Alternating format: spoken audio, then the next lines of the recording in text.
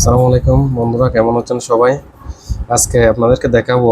আমরা অনেক সময় দেখা যায় যে অ্যাপস ডিলিট করার পরেও মোবাইলের স্টোরেজ খালি হয় না, মানে ফোন মেমোরিটা লুট হয়ে থাকে। অ্যাপস ডিলিট করলাম, তারপরেও স্টোরেজ খালি হয় না।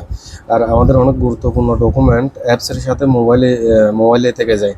আজকে দেখাবো একটা অ্যাপস ডিলিট করার পরেও মানে আমাদের মোবাইলে যে থেকে যায় ওইটা কীভাবে আনইনস্টল করব, একেবারে পার্মানেন্টলি আমাদের মোবাইল থেকে কীভাবে ডিলিট করব, আজকে ওইটাই দেখাবো। সময় দেখা যায় যে মোবাইল ডিস্টার্ব করার পরে আমরা অ্যাপস ডিলিট করি। অ্যাপস ডিলিট করার পরও যে অ্যাপসগুলো আপনার মোবাইলে থেকে যায়, হয়তো আপনি এই বিষয়ে জানেন না। আর এটা পার্মানেন্টলি ডিলিট করার জন্য আপনাকে প্রথমে যেতে হবে সেটিংয়ে।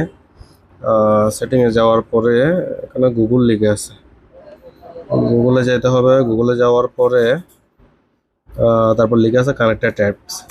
কানেক্টেড অ্যাপসে যেতে হবে। তারপর হচ্ছে এখানে আমি অ্যাপসগুলো ডিলিট করে দিয়েছি, তারপরেও কিন্তু আমার মোবাইলে থেকে গেছে। এগুলো এখন আমি পার্মানেন্টভাবে একেবারে ডিলিট করে দিব মোবাইল থেকে। আমার যত ডকুমেন্ট মানে সব কিছুই আর কি অ্যাপসের সাথে ডিলিট হয়ে যাবে।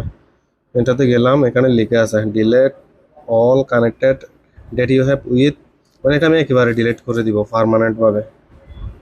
এটা আমার মোবাইল থেকে সম্পূর্ণভাবে চলে গেছে, এখন ডিলিট হয়ে গেছে। আপনারা চাইলে কাজটা করতে পারেন। হ্যাঁ, কাজটা করলে আপনার অ্যাপস স্টোরেজ একেবারেই খালি হয়ে যাবে। অনেক সময় দেখা যায় আমরা অ্যাপস ডিলিট করার পরও ফোন মেমোরি খালি হয় না। এটা ডিলিট করলে একেবারে আপনি পার্মানেন্টলি ডিলিট হয়ে যাবে অ্যাপস। ভিডিও যদি ভালো লাগে তাহলে শেয়ার করবেন, লাইক করবেন, কমেন্ট করবেন। ধন্যবাদ।